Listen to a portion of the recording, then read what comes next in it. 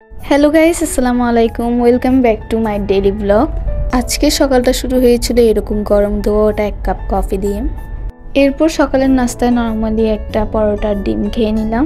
এরপর আমি শাওয়ার করতে গেলাম। শাওয়ার থেকে বের হয়ে দেখলাম আম্মু দুপুরের দিকে অনেক কিছু রান্না করছিল, কারণ আব্বু গ্রামের বাড়ি যাবে।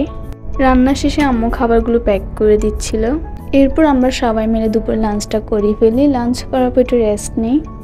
বিকেলের দিকে আমি আর মেজাপুর অনেক বেশি সি ফুড প্লেটার টাইপের কিছু খাইতে ইচ্ছা করছিল, এই জন্য আমরা হাঙ্গার কিলারে যাবো ডিসাইড করি। আমি অর্ডার দিয়েছিলাম চিকেন বার্গার। মেজাপু বার্গার পছন্দ করে না, এই জন্য ও দিয়েছিল sea food pasta. Sea food পাস্তাটা অনেক বেশি মজা ছিল।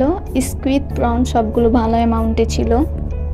বার্গারের টেস্টটা অনেক বেশি আমি ছিল। চিকেনও জুসি ছিল, বাট পিকলসের কারণে আমার তেমন ভালো লাগেনি।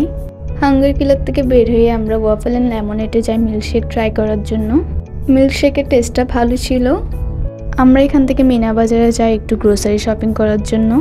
সেদিন রাতে মেজাপু আমাদের সবার জন্য খিচুড়ি রান্না করেছিল। রাতে ডিনারের জন্য আম্মুতে কিছু রান্না করতে হয়নি, মেজাপুই আমাদের সবার জন্য রান্না করেছিল, আর ওর খিচুড়িটা অনেক বেশি মজা হয়েছে। রাতের 1টা বাজে আমার কিছু একটা বেকিং করতে ইচ্ছা করছিল, এই জন্য আমি কুকিজ বানাই। আমি ট্রাই করেছি কুকিজটা বেকারি স্টাইলে করা, আর টেস্টটাও অনেক ভালো হয়েছে।